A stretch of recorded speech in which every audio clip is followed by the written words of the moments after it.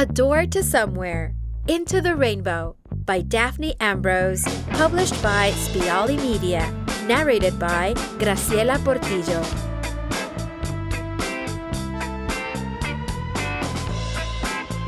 Chapter 1.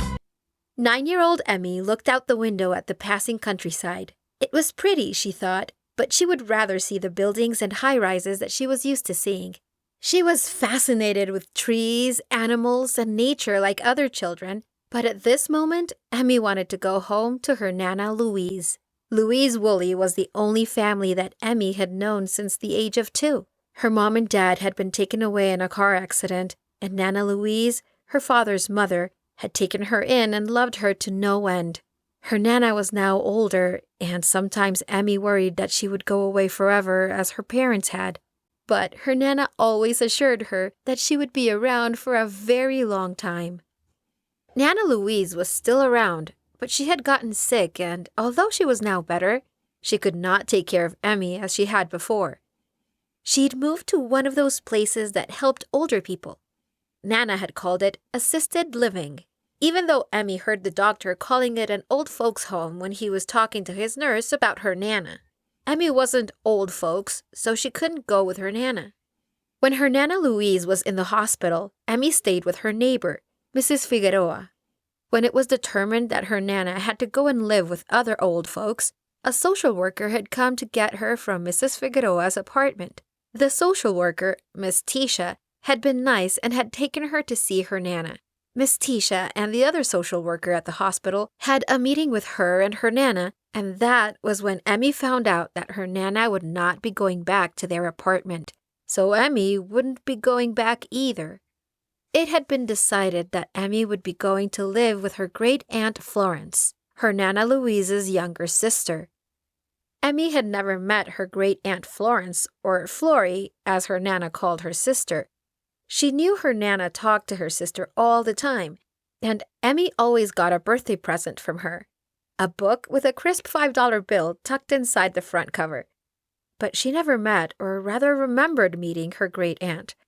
Her Nana said that Emmie had met her great-aunt Flory when she was a very little girl. Emmie didn't remember her, and as Miss Tisha drove Emmie along the winding road toward her Aunt Flory's house, Emmie fervently wished for the brick buildings and paved walkways of Bay City.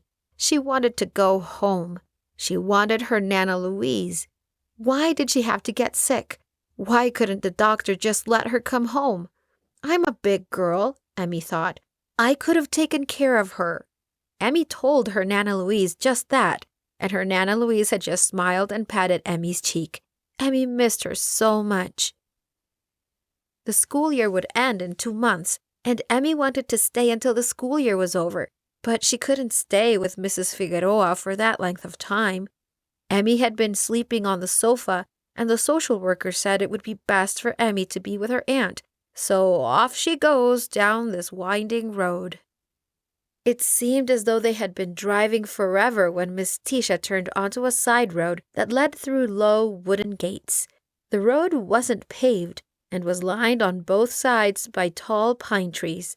It was a little darker on this road than the one they just left because the pine trees were very tall and blocked out some of the sunlight. It was Friday afternoon. Miss Tisha had come and collected Emmie early from school.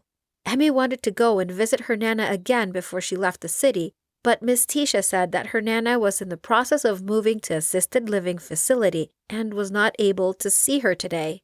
She said when her Nana was settled, Emmie could visit her.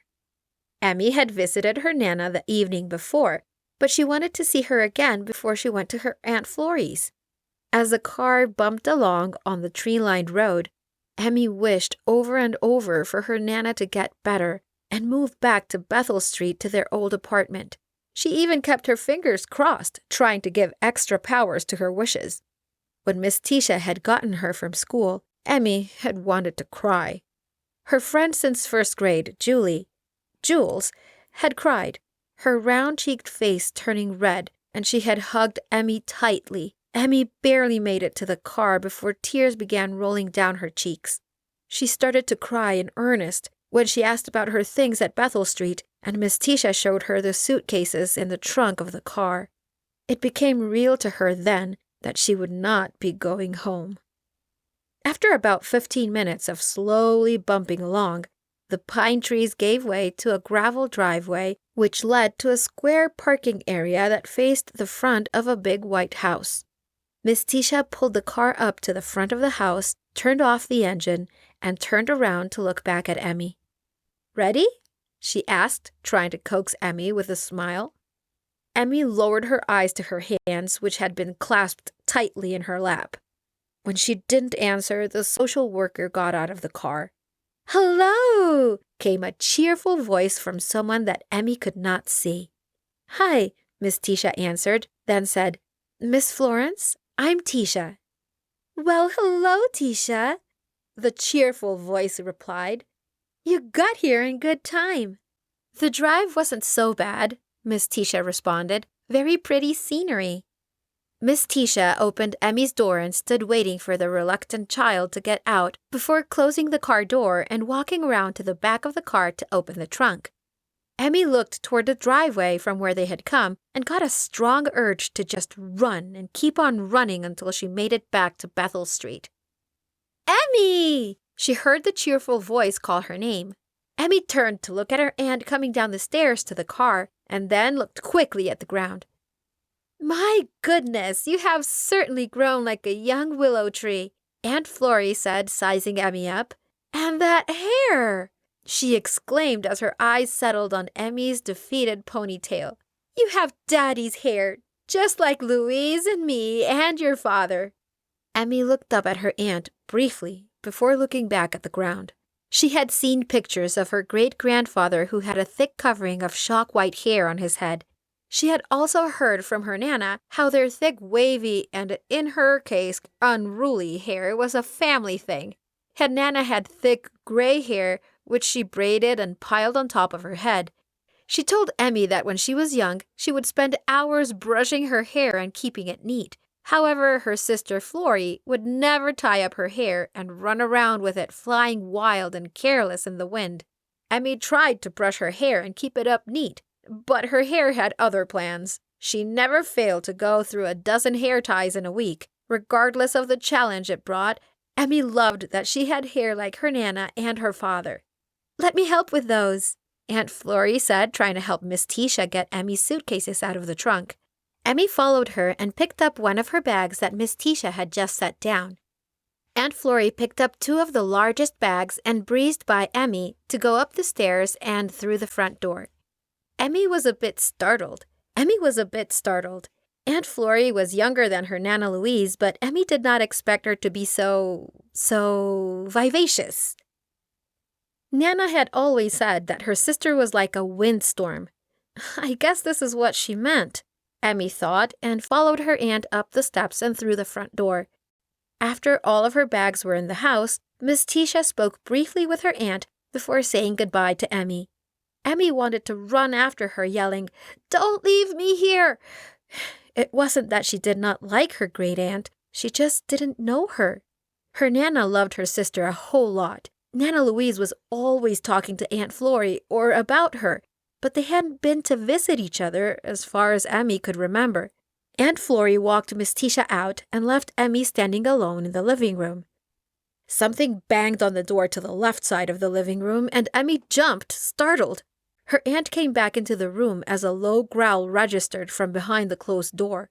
"Oh, hold your horses," her aunt said loudly, walking toward the door.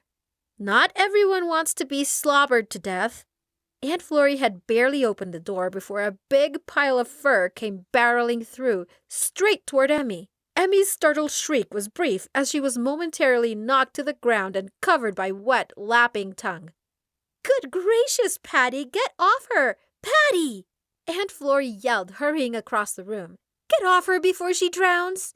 Patty took one last lick before striding over to the sofa, climbing up, and making himself comfortable. "Oh, Emmie dear, let me help you up," Aunt Florrie said, frowning at Patty. Emmie was a little dazed by the whole affair and shakily got to her feet, turning wide eyes to the big dog lounging casually on the sofa. "A dog?" Emmie questioningly said, taken aback. Yes, dear, that's Patty. He believes in greeting everyone thoroughly, as I'm sure you are now well aware. Aunt Florrie answered, turning scolding eyes to Patty, who met her gaze, nonplussed. Emmie had always wanted a dog, but Nana said she needed to be older so that she could look after it properly. Jules had a little poodle who Emmie adored. Emmie had decided she wanted a little poodle too, one she could dress up and put bows in its hair. Patty had plenty of hair, but by the looks of the dog, he would not tolerate hair bows. Pay no attention to him, dear, her aunt told her. Let's get you settled. Once again, her aunt picked up two of her bags that had been brought in and breezed up the stairs. Emmie hurriedly collected one of the other bags and, throwing one last look at the unbothered Patty, followed her aunt up the stairs.